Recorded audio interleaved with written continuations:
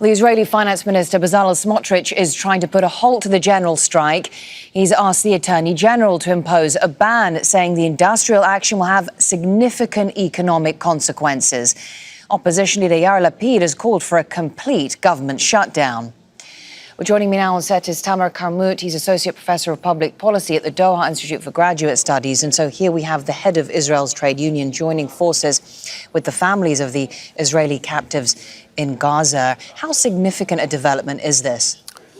Mariam, it's very significant because we're talking about the unions. Israel is a very proud state with a very strong history or visible history for unions in its establishment and creation.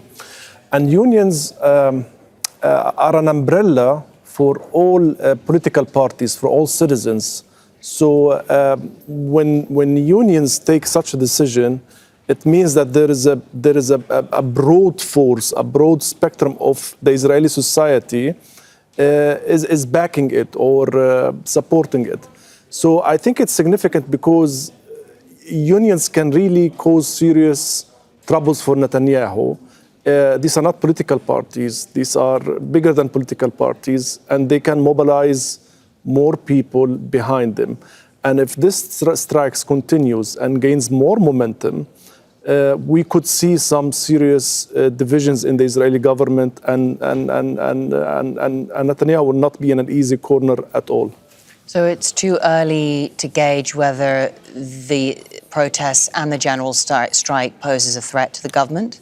Correct. It's too early. It's yet to be seen because so far we have, what we see is the estimates are like 500,000 demonstrators. But if the numbers grow and most importantly continue, we could expect some pressure on Netanyahu, serious pressure, and then we'll see what will happen. Is it important to make the distinction within this protest movement? They are protesting the displacement of Israelis in the north of the country and calling for the release of Israeli captives in Gaza. But is there still this apathy to Palestinian suffering? I think yes, apathy still there exists, and now the focus more is on the fatigue within the Israeli society, this exhaustion, because this war has lasted for longer than it was expected. It was supposed to be a quick war with quick achievements, but none of this has happened. Of course, the war brought catastrophic impacts on the Palestinians, but at the same time, to a lesser extent, to Israel. But Israel is an advanced country, an advanced political, economic country, and it's not used to engage in long warfare. Israel, since its creation in the Middle East, has been used to achieve quick military victories and then get back to normality and this sense of normality. But now it's not there. They're not used to engage in this long warfare, and I think it's selling a lot. You see these economic indicators in Israel.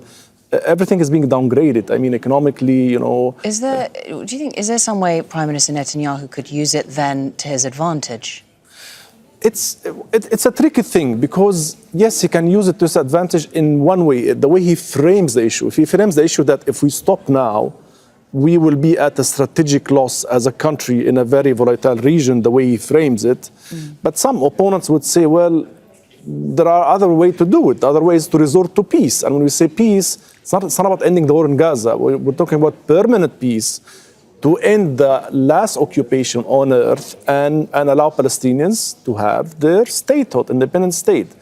And I think this is where the center of the debate should be in the Israeli society. And maybe the Gaza war has opened the eyes of many Israeli commentators, analysts, even among the society on this issue, for how long Israel can sustain these wars. I mean, the only shortcut to end this war is to resort to peace. But with the likes of Netanyahu and Smotrich and this fanatic right-wing coalition, I don't think this will happen. So if Israel, to save itself and to resort to this peace in the future, long run, in this volatile region, I think the Israelis need an awakening from within. And but again, we're not there yet. So let's see how things evolve. Professor Tamer, thank you. My pleasure. Make sure to subscribe to our channel to get the latest news from Al Jazeera.